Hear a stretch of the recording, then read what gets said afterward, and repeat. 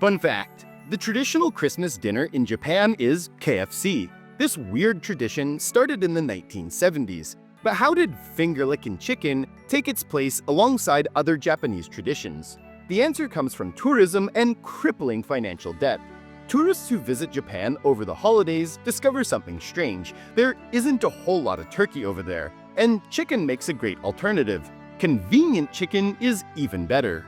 Fried chicken didn't exactly take off at first in Japan. In the early 1970s, KFC was reportedly $1 million in debt, and the KFC at Christmas tradition really helped get them out of a jam. But how come Japan doesn't have many turkeys? This is partially due to the fact that Japan isn't a Christian country, so a huge, labor-intensive meal isn't really on the menu. It would be like Americans going wild over the emperor's birthday. Fun fact, Christmas in Japan is surprisingly romantic. Couples celebrate their love for each other over the holiday season, and people actually compare it to Valentine's Day. So light the candles and grab those chicken drumsticks because it's time to get lovey-dovey. Some Christmas traditions go back centuries, giving gifts, pumpkin pie, and Santa coming down the chimney. Other traditions are more recent, such as tucking into a spicy chicken dipper. What feels right to some looks insane to others. It all depends on where you are in the world and what the culture and history of that place is. Of course, there are certain traditions which are bizarre no matter how you look at them. Today we're going to look at the weird Christmas traditions from across the globe. From eating bugs to attacking trees, they show a whole other side to our favorite festival.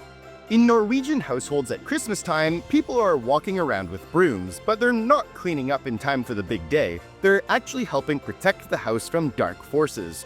There's a Christmas tradition where people make sure their brooms are hidden in time for the festivities. Why? Well, here's where things get a little wild and a little X-rated. Fun fact, Christmas Eve in Norwegian is julaften, so when julaften rolls around, it's time to hide those brooms. Leave a broom out so anyone can pick it up, and you're asking for trouble. It might just be grabbed by a passing witch. This tradition of broom smuggling has been linked to the European legend of the Wild Hunt, and that's where the god Odin, also known as Woden, has a kind of Christmas party in the sky, and that's why there's witches around. This classic image of a witch on a broomstick has a wilder backstory than you might think. It's an idea that dates back to the mid-15th century. So why do witches hold a broom? Women used to be associated with cleaning and looking after the home, so the witch riding the broomstick comes from this outdated way of thinking. The broom is also connected to the pagan rituals of fertility and growth. How so? Well, the handle of a broom kinda looks like something a little bit naughty. Witchy history is both supernatural and spicy. There's a wholesome side to hiding the broom also. Some believe that ditching the household cleaning items promotes the idea of taking it easy over the holidays. Others think that a witch might even let the Christmas spirit into their hearts. Maybe if you leave a broom outside, the witch could help you sweep up the snow on your driveway. In Catalonia, they celebrate with a festive log, as in the kind found in the forest covered in snow. But they take the whole log thing a little bit too far. Way too far, in fact. Catalonian people have a total log fest. It turns out Mr. Hanky the Christmas Poo from South Park isn't just a story. In Catalonia, they talk a lot about poop during the festivities. Talk about it a lot.